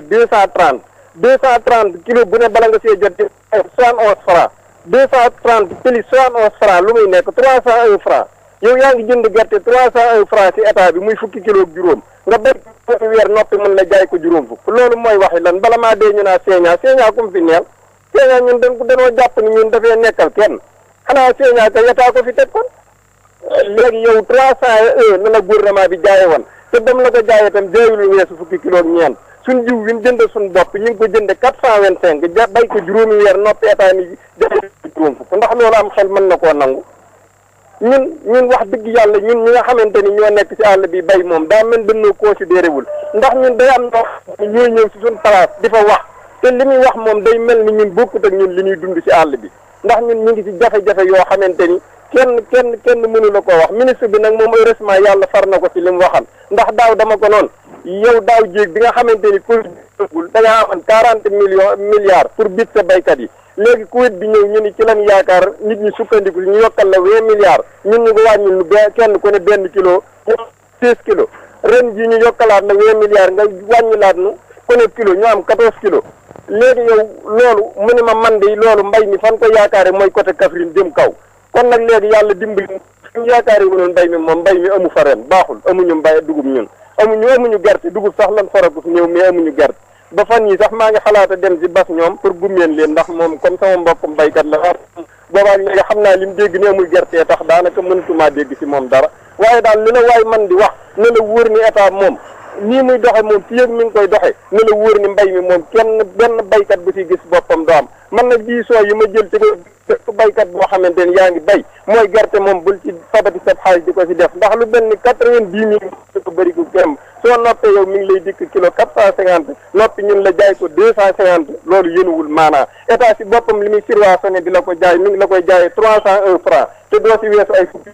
fukki kilo ak ñeent loolu amalul benn baykat njëriñ garaw dañ koo mënta def mais kon nii garaw kenn du ñu jëkk a garaw waaye nag nan bàyyi mbayum gerte képp koo xamante ni daal mënatoo ko am nga bàyyi ko te dem bàyyi dugub. Cheikh dégg na la tey ji moom temps bi dafa xat ñoo ngi lay gërëm si sa intervention waaw ligne bi dañ dafa am jafe-jafe waaw. voilà rapidement du jeexal nga. am na lu may. waaw rapidement. li ngay waaw allo. waaw li ñu fi nga daaneloon rek fi lay mottali tuuti bi nga laajee ne am na lu baaxul ci jiw yi am na lu baax. waaw loolu moom mbir mu nekk dina am. tuuti lu yàqu waaye xam nga li ñaaw dafa gën a fës ci li rafet waaye jiw yi li ñu jàpp mooy lépp baax na nga may ma tuuti suñu mbokk commerce bi tamit am na benn poñ bu mu laal parce que ñoom am nañu ay décret yu nga xam ne depuis 1960 la woon ba léegi ñu koy appliquer man jàpp naa ne yooyu moom war nañ koo seetaat bu baax a baax parce que abattement bi danay yegg foo xam ne wax dëgg yàlla jéggi na dayo ndax léeg-léeg nga wàccee benn oto ñu def la ci abattre la ci 1 tonne wala 2 tonnes ba 3 tonnes mën na dem ba 4 tonnes sax su boobaa ñoom dañuy daal di nanguwaat sa bulletin ne balaa ngaa fayeeku da ngaa war a fayub alamaan parce que yaa ci def suuf si te wóor nañ opérateur ba nga xam ne moo fa indi gerte gi moom fekkewul ban koy sar sax ci oto bi ñu ne ko nag dañ laa war a alamaan parce que def nga suuf te loolu defe naa ne ba ko mag ñi di tëral ak léegi booba man bu ma juddoo tamit tuuti naa kon loolu nekk na loo xam ne at mu nekk opérateur yaa ngi ñaan pour ñu xoolaat ko waaye ba léegi commerce moom tontoogu leen ci man nag maa ngi ñaan commerce mu seetaat abattement yooyu nga xam ne suñu digganteeg Sonacos la ñun nag ak Sonacos benn lañu diggante opérateur ak Sonacos moom benn lañu waaye nag comme yéenay dox suñu diggante la nga xam ne daf fi nekkoon ca suñuy maam dañoo bëgg ngeen indi ñu loo xam ne dafa tombé suñuy jamono loolu daal moom service commerce maa ngi la koy yóbbante waale ci intervention yi nga jëloon ci wàllu abattement xëy na boo ko tudduloon sax. non moom nga daal kooku naroon na si ñëw moom. waaw da nga si jiite rek bon léegi rapidement xam naa léegi nuy tënk wax ji mais avant tout daan jox Sonacos d' abord doo mën a répondre si xam naa am na yoon noté loo mën répondre. waaw am na lu bëri yu ma noté war cee tontu. parce que tamit xanaa temps bi ñu jox Bassirou mu wax ak ñun. yàq Sonacos lu ne ak état. xanaa nag non du yàq dañuy waxtaan rek. voilà ñu tontu ko nan ko kii foofu rek. alors d' abord ci 28000 tonnes yi mu doon wax ne dañ ko xolli di ko jaay. d' abord loolu bi ñu amee 28000 tonnes lañ ko def parce que moom dafa xamul Sonacos ak ni usine di doxee mais 28000 tonnes boo demee Lindiane mënul tourner une semaine usine bi loolu mooy li am du lu ñuy lépp wala lu ñuy politique moom xëy na dafa xamul loolu te jàngu ko loolu moo tax ñu xolli ko jaay ko alors engrais bi muy wax engrais bi li ko tardeel ren mais ren liggéey yëpp a tardé liggéey yëpp a salfaañoo ak daaw yëpp ndax dañu nekk ci Covid bi bu ñu ko fàtte moom nee na gisul engrais déggul engrais mais engrais bi li ko teree ñëw Covid bi la. Bassirou yow xam nga ko. am na ñuy wax ay affaire prix également xaw ma prix bi dafa yéeg kii bi dafa yéegoon la lu mu tudd. alors léegi xam nga Bassirou moom dafa mel ni kuy politique xaw ma day syndic. je me demande même ndax baykat la. léegi boo ñëwee ci semence bi boo ñëwee ci semence bi Bassirou. Mouhamed Ka wax na la ko nee na la semence bi baax na nee na la engrais bi baax na donc yow li ngay wax xaw ma foo ko jëlee mais semence bi ñu bëri wax nañ baaxul ay zone yu bëri Sall ma ñëw boo jëlee sa gerte. mais ñëw si l'essentiel bas bàyyi la non bàyyi mu wax ñu ko neex rek 28 yi nga wax léegi ci kemb bi Bassirou sénégalais yi ñu ngi ñuy déglu attends déglu man dama laa déglu bi ngay wax mais da ngeen ko jaay loolu laa waaw dama la déglu bi ngay wax waaw déglu ma rek dama laa déglu rek Bas dan lay ñaan Bas dan lay ñaan defal naa ko mon cher Mansour defal naa ko dama bëgg stabiliser un peu plateau bi waxtaan rek la quoi Bas dama lay ñaan du dee wax bàyyi ko ba mu wax ba pare bul ko dog yow surtout doon wax parce que lii dafay nuyu ci yàqal temps rek mais tam bon doo dee wax dama bëgg a ñëw si l'essentiel bi quoi vraiment am na yoo xam ne tam considération yoo xam ne mën nga ko bàyyi ñëw rek directement si explication yi monsieur Sall oui je pense que dindi tuuma dafa baax Sénégal yi dañuy déglu nee na non mais bien sûr nee na Modou Diagne Fada dafay nax Macky Sall nee na Modou Diagne Fada nekkalu fi baykat yi nee na Sonacos nekkalu fi baykat yi loolu il faut ñu leeral ko oui ñëwal léegi li ma wax mooy gis nga aar sunu moomeel gi muy wax Sonacos moomeelu Sénégal la te dañ ko war a aar gis nga Sonacos bu fi nekkul woon laajal Mohamed Kami chinois bi dina fi ñëw jëndee fi gerte kilo $200 Sonacos liggéeyulul Modou Diagne Fada liggéeyulul président Macky Sall Sonacos sénégalais yi la fi nekkal soo jëlee gerte nag comme ni mu ko waxee moom jël gerteem def ko fii ren am ci fukki mbaam déwén mu defaat ko fa mu ko defoon am ci juróom c'est normal loolu mënu ko jiñ Sonacos mënu ko jiñ jiwu. pourquoi c'est normal. xamul tax ku ne xam ne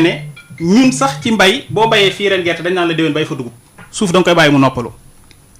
leneen non déglu rek mbay li ci intervenir dafa bëri li mën a yàq mbay. li nga wax loolu dafa bëri mais du jiwu bu bon kese. du it ndox mu doyul mbay lu bëree ci intervenir loolu dama ko bëggoon leeral bu loolu weesoo kii les instruments de mesure yi muy wax nañ ci sant Sonacos comme ni mu ko waxee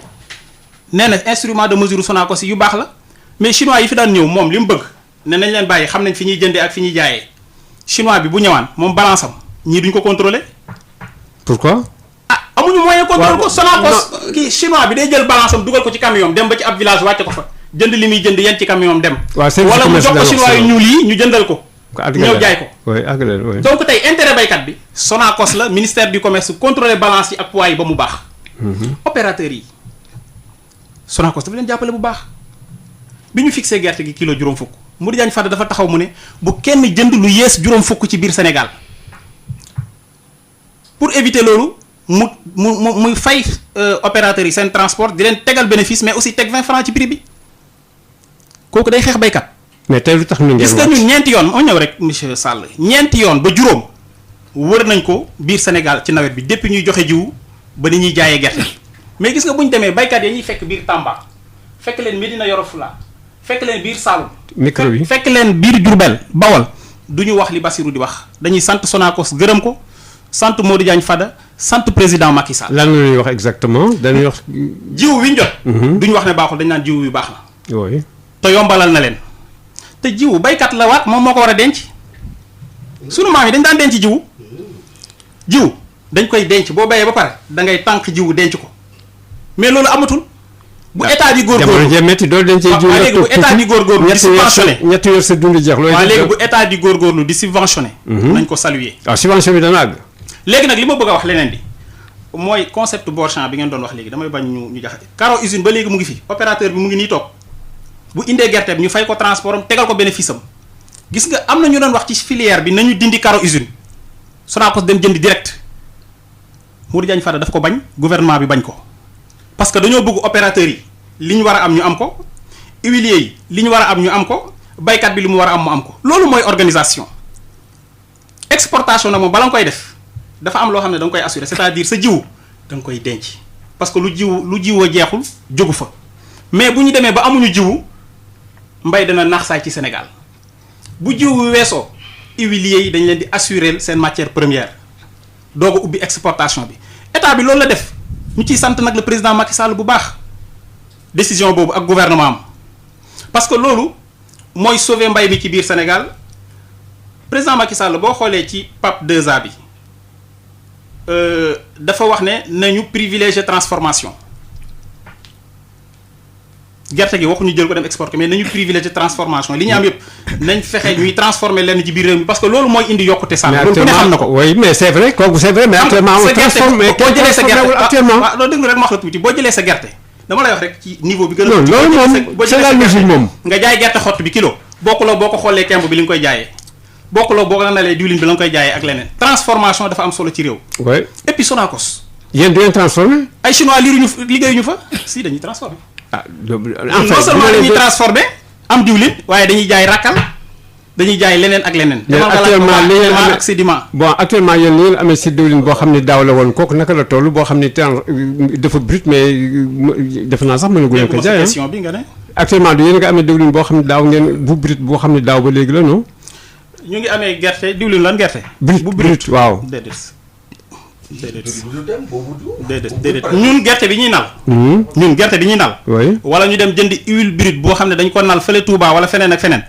dañu koy raffiner enrichir ko en vitamine A parce que comme li kii wax nii ñun dafa am loo xam ne moo ñu ñor non seulement mooy jox sénégalais yi diwlin mais jox leen diwlin boo xam ne qualité la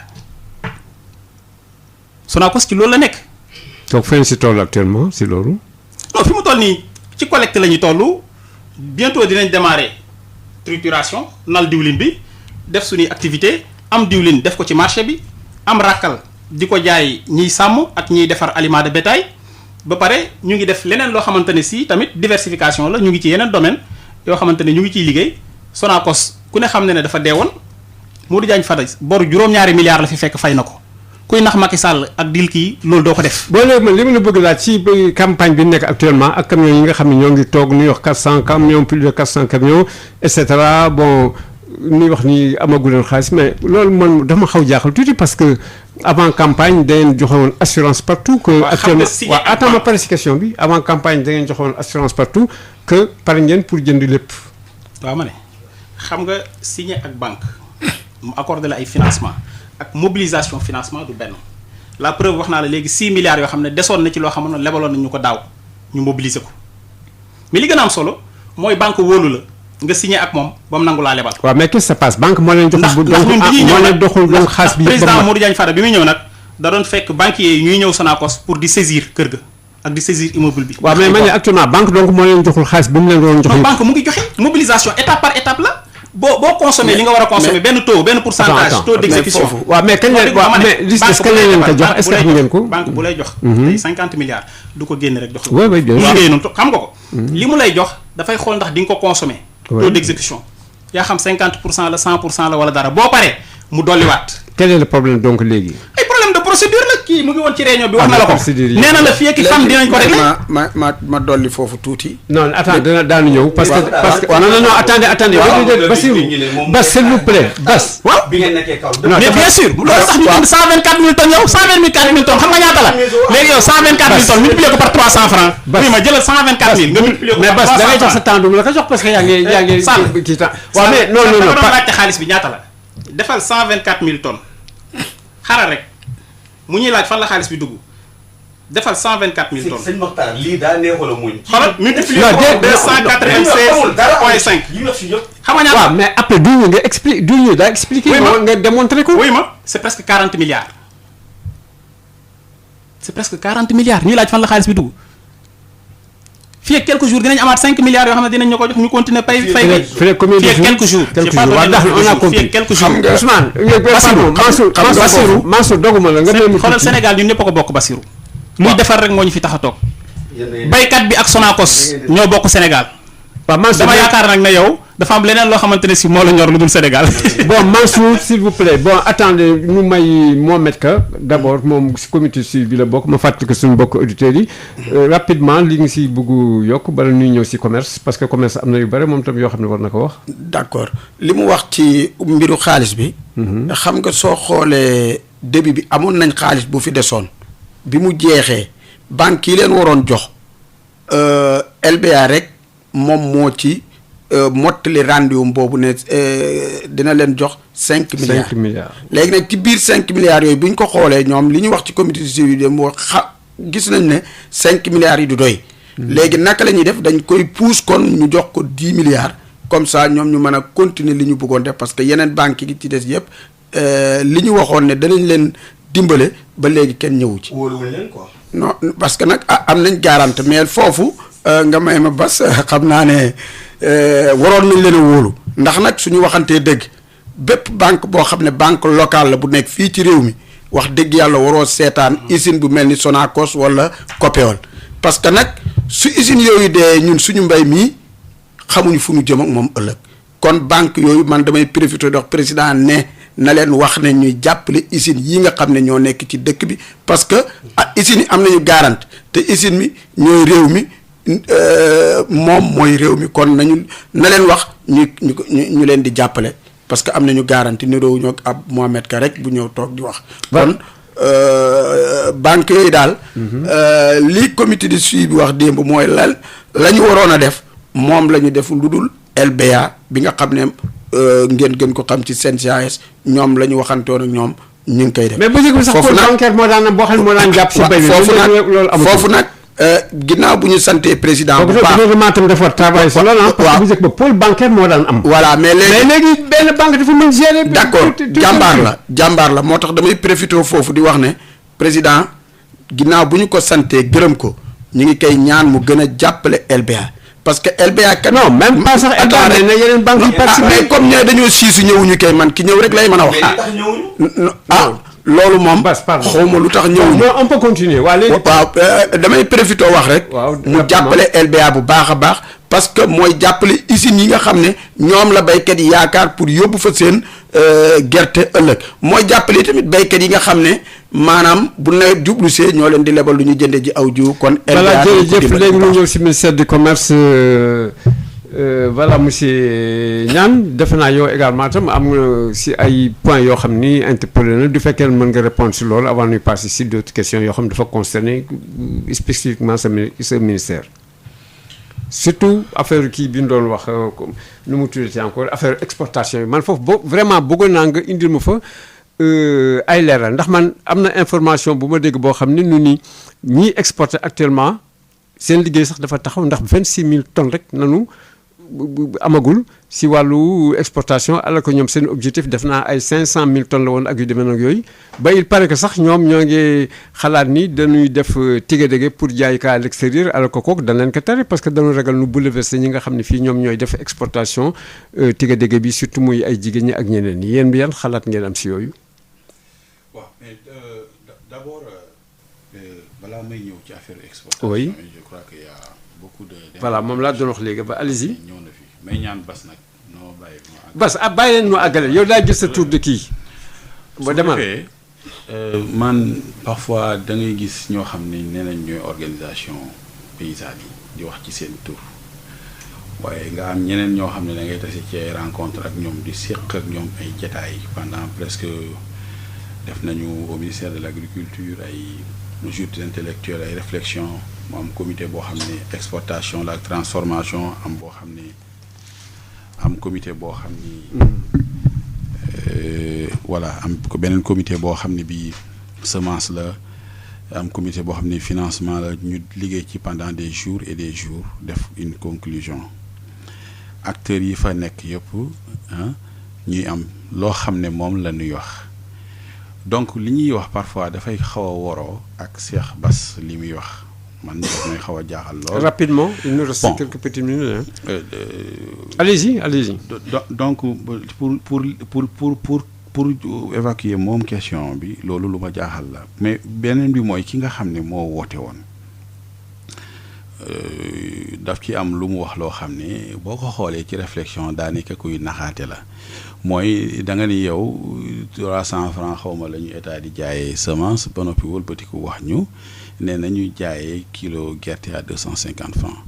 ma ne ko xanaa moom jàngul masalul lazina yunfiquuna amwaalahum fi sabilillahi ka masali habbatin anbatat sab'a sanaabila fi kulli sunbulatin mi'atu habba benn pepp bi ngay dugal ci suuf fi mën na la jox juróom-ñaari guub te juróom-ñaari guub yooyu guub gu ne mën na mat téeméeri pepp te benn pepp bee ko waral kon comparaison bi muy def nii daanaka boo ko xoolee ndax nit ñi la donc loolu dañ koy évacuer teg ko nele du waxul dara loolu mëne su ko mën a dégg cependant li nga xam ne bëgg naa ko leeral te mu am occasion leeral ko mooy texte yi ni ñu ko organiser doxewul noonu ci réalité bu fekkente ne tey exportation yooyu nga may wax c'est un décret que le ministère du commerce a préparé donc décret la boo xam ne organisation exportation yëpp ci loxoom la waroon a nekk tel n'est pas le cas donc boo xoolee bu baax muy en conseil des ministres donc c'est le ministre de l'agriculture qui fait la situation de la commercialisation et on parle bien de commercialisation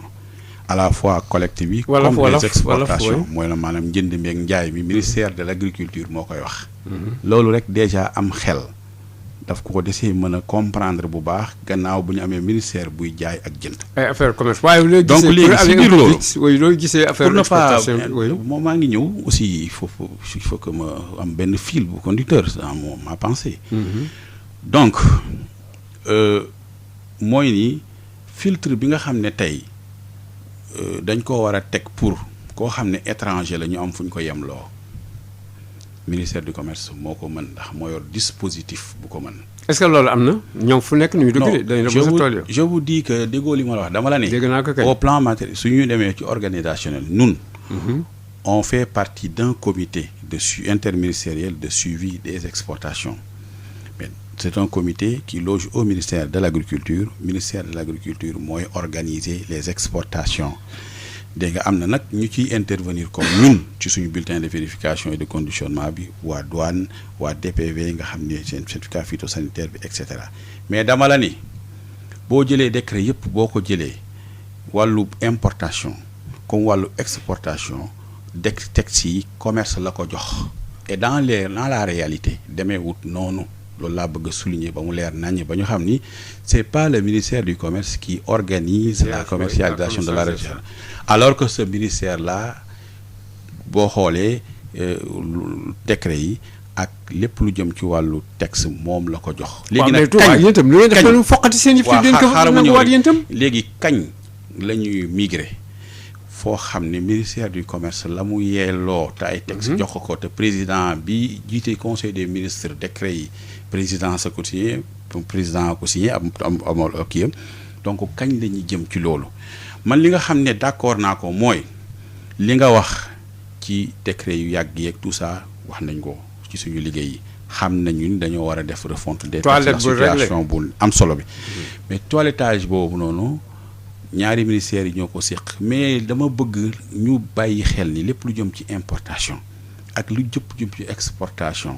pour mu efficace pour li ngeen ci bëgg ngeen am ko ci da ngeen koy jox ki nga xam ni loolu noonu lañ ko tàggatee loolu mooy liggéeyam xam nga fi mu toll nii dégguloo benn coow ci soble bi daanaka at mu jot am na gel des importations mu dem pomme de terre bi daanaka boo ko xoolee ñi ci nekk ñëpp chaque fois dañ koy gën a stabiliser carotte bi noonu parce que au sein du ministère du commerce am na l'agence de régulation des marchés boo xam ne daf ciy liggéey bu am solo ministère du commerce aussi kon nanu fexe ba li nga xam ne lépp daf ko war a moom ci njënd ak njaay man xam nga man su ma doon tey état du Sénégal lu may def dama naan ministère de l'agriculture dama koy gën a dooleel ci comme ñu ngi naan li ñu am dañoo war a gën a am nañu def production yokk suñu productivité kele nag njënd ak njaay je may raconter benn anecdote boo xam ne ancien ministre du commerce moo ma ko wax muy Habib Sy mu ne le président Wade daf ko mos a wax xaaral ma àggal daf ko mos a wax ni ko en tant que ministre de l'agriculture mu ne ko monsieur le ministre du commerce de l'agriculture il faut vendre la production agricole boobu Ousmane Ngom mooy ministre baal ma àggali s'il vous plaît parce que nekkuma di tontu saw laaj tontuuma saw laaj damay nekk di def benn situation donc daf ko wax ni ko monsieur le président man dama bay laa war a def ki war a jaay mooy ministère du commerce mu ne ko vous avez raison donc tourné ci Ousmane Ngom loolu moom la mbir yi war a doxee te jamono ji aussi itam li tax ma koy souligner mooy li fekk delloowuñu buum ca boy ga chaque année daañu évoquer les mêmes problèmes. si en termes d'exportation en termes de collecte laa njëkk a wax. oui en termes de point de collecte. en termes de semence yoo xam ni affaire qualité la parce que les agents assermentés du ministère du commerce dañ leen war a dooleel ci processus su semence yu nga xam ne du amul qualité parce que man nekkoon naa Diourbel 5 ans et demi yàgg naa jàpp ay koo xam ne dañ la ne joxeel R1 nga dem joxe R3 wala koo xam ne dañ la wax joxeel lii nga jox et cetera loolu dafay am ci opérateurs yi mais pour nag état bañ a sànq xaalisam ñun ñoo ñu assermenté ci wàllu googu la preuve tey Sonacos bu jàppoon gerte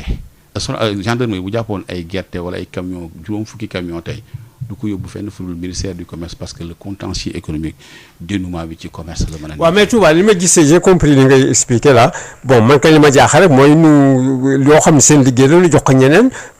bon voilà kooku itam dafa doy waar quoi am na ko nekk si ligne bi ma jël ko maa ngi ñëw ngeen baal ma salaamaaleykum mbokk mi allo.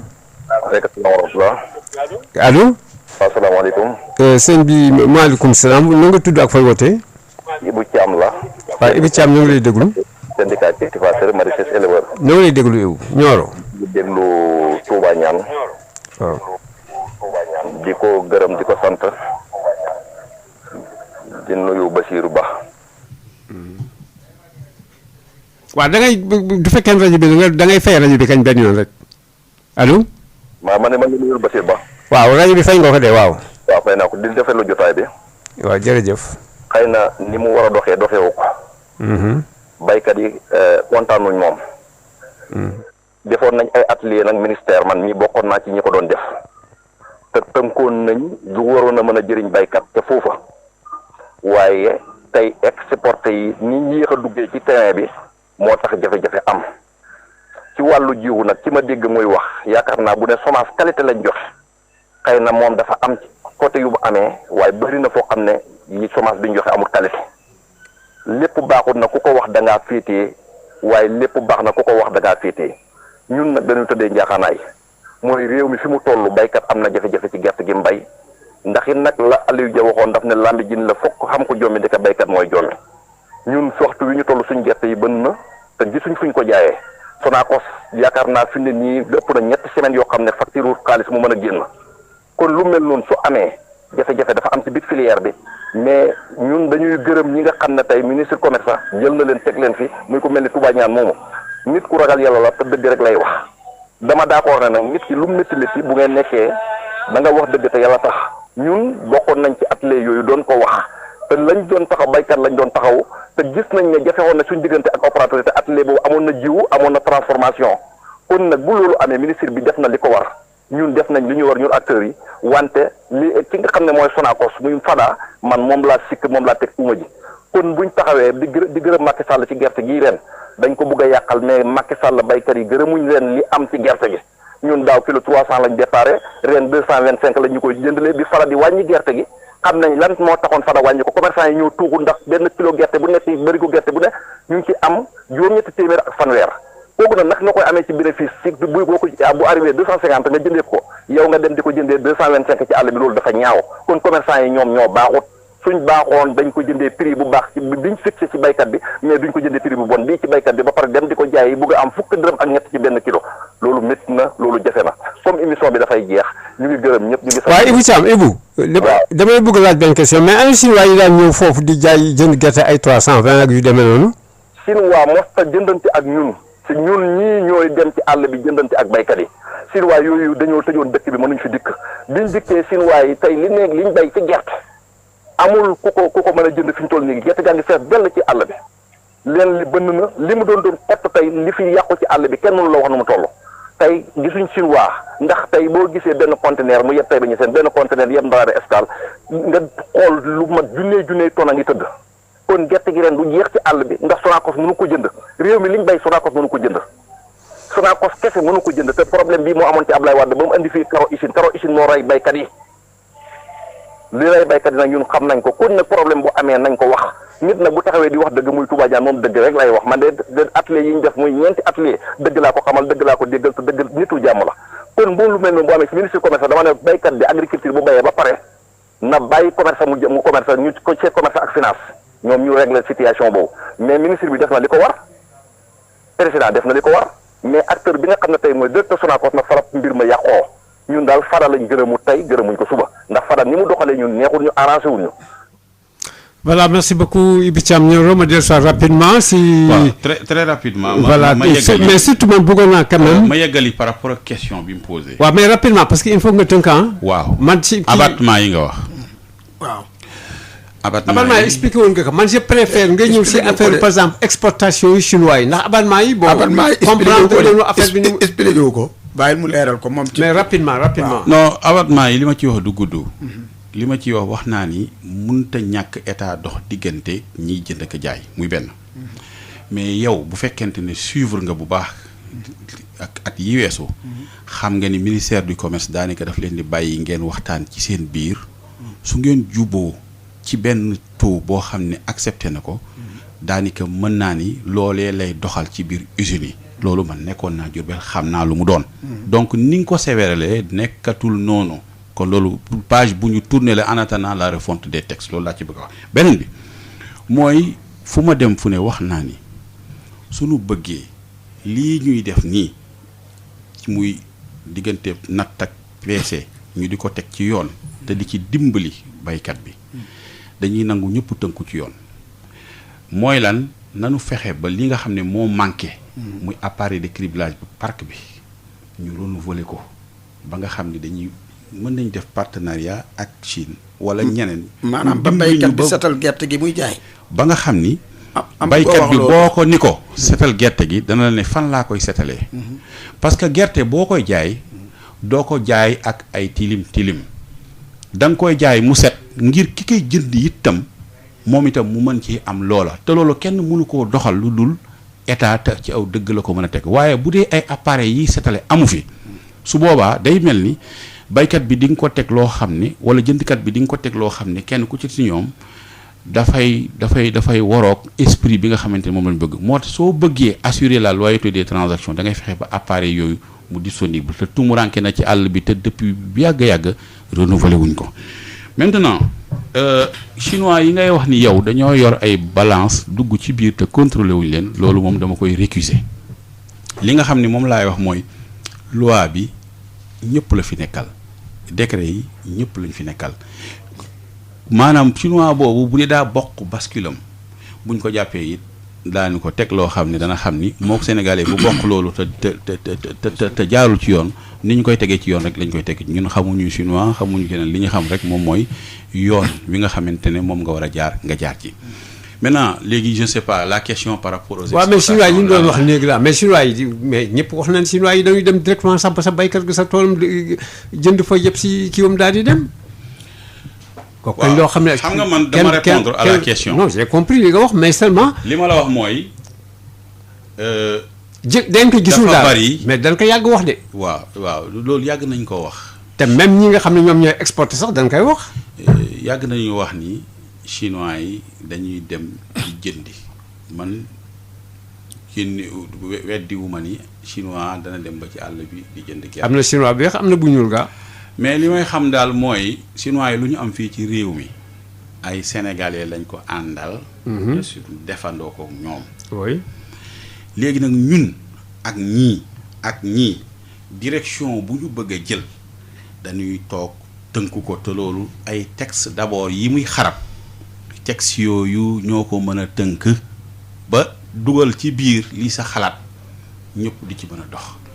kon man li may wax mooy nañu jëm ci loolu mooy priorité parce que campagne bi taxi moom daanaka mën naa ne campagne bi mu ngi noonu di dem donc mais campagne yii ñëw ak yii ñëw la ñu war a préparer te su ngeen ko bëggee préparer nag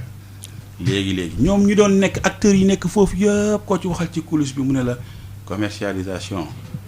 nañ ko delloo ministère du commerce c'est ce qu'il faut. D'accord Bass léegi on va faire le dernier tour de table.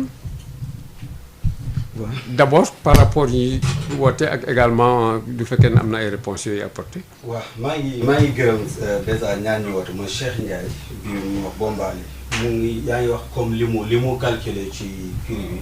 mais xam naa da ngeen des a déggante parce que seede bi ñu la defal. waxal si biir kii bi waxal si biir micro bi. seede bi ñu la defal. non kiiwul dafa da nga tëj micro bi loolu bëgg waxal seede bi ñu la defal.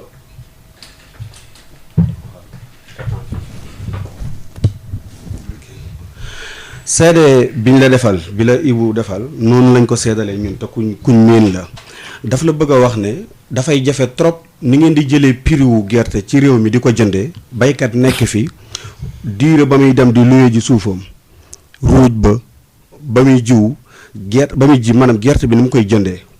li état subventionné la ne ren ji ñun ñëpp ku nekk ci ñun yaa ngi jëlee sa prix wu gerte bi la état subventionné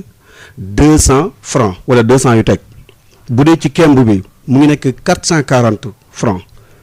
loolu la bëgg expliquer boo calculer ñëw engrais wax na ko léegi amul ñu ngi ko doon amee 8000 wala 7000 ren ñu amee ko 17000 francs soo calculer lu ak baykat ak na mu yàggee ngeen ñëw au lieu ngeen calculer ko ci ni baykat bi sonn mais ngeen bëgg koo calculer ci façon lii xew international ni lii la diw di jar ci mondial bi ak nangam loolu la bëgg expliquer xëy na ngeen bañ a déggante beneen bi mooy gis nga fii ci réew mi. rapidement dara mënu fee sotti nderedu dañoo ànd ñun ñëpp dem ku nekk jéem amal sa bopp dara waaye ci loolu mooy texte yi nga wax nii ñu pratique ko maanaam ñu appliquer ko ci terrain bi maa ngi lay wax sànq ne man daf ma jaaxal su fekkee ne ren ministre de commerce mu ngi ci yëf yi c'est la première fois parce que dama daan bëgg di wax ne lu tax ministre de commerce nekkul ci yëf yi daf fi war a nekk moo tax bi leen ci dégg yeneen ñi sant yàlla mais bi ngeen joxee ba waxtaan ne 250 la te ñun ànduñu ci ah su ma dafa mos a wax de àndul di jaayee lii di 250 prix gerteem te wax naa leen li tax li Cheikh Ndiaye wax léegi moo tax beneen bi mooy mënuñ fi nekk jaayee daaw lu ëpp 250 francs Sonacos ren balaa waa Sénégal ba état di reculer di def 250 parce que 270 la waxoon fekkoon na Sonacos di jëndee lu ëpp 250 yii ci terrain bi ay nitam xam nañu baax suñu nit ngeen di liggéeyloo yaa ngi wax def ngeen ay tournée foo leen taxaw ci ay tournée suñu nit ngeen taxawal loolu moom dama la koy leeralal sëñ Mansour mënul nekk ci am réew ñun ñuy en arrière liñ amoon ci rendement amuñu ko fere yi ñu doon def mu gën a cher ngeen xëy bëgg a defaat loolu ci lan suqali Sonacos wax nga léegi ni ko sëñ Mor waxee Sonacos dañu bëgg a suqali ko parce que ay partenaires lañu wax banques yi ñu ñëw ñun loolu dañ ci ànd à 100% banques yi nañ ñëw pour gën a jàppale mais aussi sëñ Mor joxe na léegi que ni moom mii dafa bëgg tey Sonacos bu demee bay jënd nit ñi am ci moom confiance ba tax ñu mën a jënd li ñuy jënd ba na leen bàyyi pour ñu liggéey mais moom day jox ay baykat gerte moo la gën a xam ne ku mu jox jiwu fayoo ko déwén du la jox da nga xam wala nga bañ a wax ban tâche moo tax tey yeneen opérateurs yooyu wala yeneen banques yooyu lu tax ñëwuñu nit da ngay ñaax banques yi pour état ñaax leen waaye Sonacos aussi ñaax leen moo gën ñu demee benn boor kese dama gëm ne li benn banque bi def ba gis boppam bu fekkoon ne def nañ ko ak beneen bi ñun dinañ gis seen bopp xam nga Sonacos dafa am lu day wax lu mu nekkee mooy ñun wax ngeen ne ñiy exporté ñeneen ñoo leen pousse ak lu ne li ñu gis daal mooy Diagne Fada moom mu sa am projet kani moom mooy nekk devant maanaam ci kanamu terrain bi moom mooy jëflante ak baykat yi dana fexe ba éliminer ñii di exporté kon ñun loolu bu ñu ko gisee ñu déggoon ñu gërëm président ci li ñu wax ne dindi na 30 francs yi xëy la yéen dafa yéex fekk na ñu nax ko damay wax ne président bu ñu ko naxul woon du ci teg 30 francs yeeg yeneen yi tey ñoom ñii toog nañ la wax boo bëggee jël tey benn conteneur lan ngay fay te ñëpp a xam ne Covid bi dafa laal ñëpp fii ci réew mi man damay liggéey li ma doon jëndee benn dërëm exemple dama koy jëndee ñetti dërëm léegi wala ñaar dërëm ak genn wàll loolu dafay laal fépp ñëpp xam ko loolu nag su fekkee da nga war a génn ñu ne la conteneur bu daan ñëw boo daan fay xaw ma 3 millions léegi 6 ngay fay 7 millions loolu bu fekkee dafa nar a génn ci leneen ñu bëggoo tegaat ak yeneen jafe-jafe yeneen réew nekk fi mais lan ngeen di xaar pour Sonacos def loolu mënut a nekk ñoo mënoon a ubbi pour baykat bi mën a gën a gis boppam ñu xam ne fii li fi war a xew mooy baykat bu bayee ba pare gis boppam mu dem beneen bi d'accord ngeen ne yéen jiwu baax am na mais man du ma wax d'accorduma parce que tey ñun bi ñu demee di tourner ren dañ gis ne yitane mbir kalam da ci bokk daabaali moo gënoon gerte ci Sénégal jàpp Touba Saloum bi mais du lépp a baax d'accord mais li bon dafa ëpp yow yaa ngi wax côté abonnement pour ñu defal leen ko ci seen kii décret yi passé ñun ñu ngi koy ñaanaale ci jiw laa wax nag de ñu dimbali ñu ba suuf boobu tamit dina ci ñu def ko comme abonnement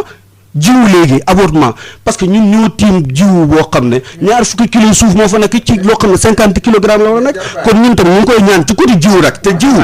léegi nag fekkee te jiwu bi ma tiimoon di ko xool jiwu certifié la du ay certifié donc soo leen waxee loolu kon mënuma ci ànd ak jeune léegi nag Sonacos mënu fi nekk xam nga sëñ Maxtaar laaj na ko léegi brut bi mais Sonacos dawlin brut bi du wàcc Sénégal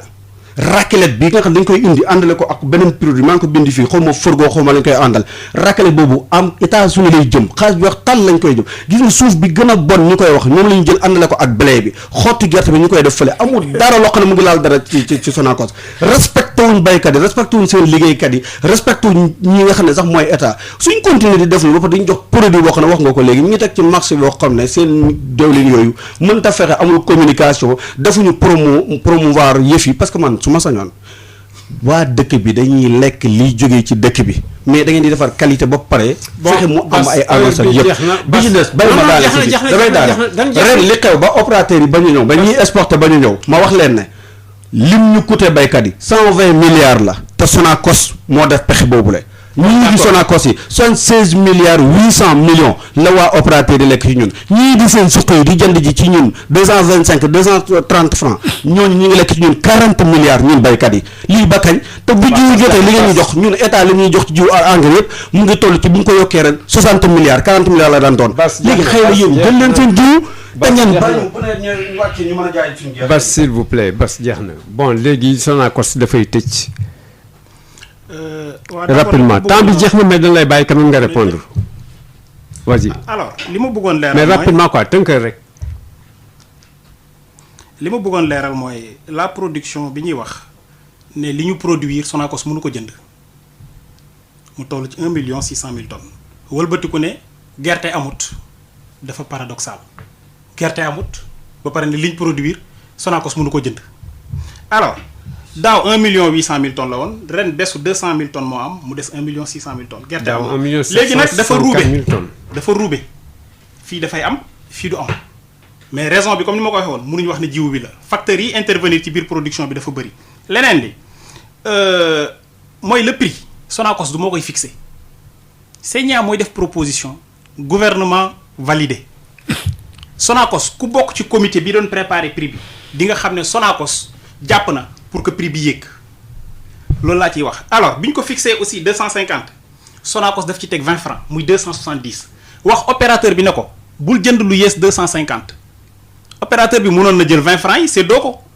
jënd sax 260 ci producteur bi parce que bu ñëwee dinañ ko tegal 12,5 comme bénéfice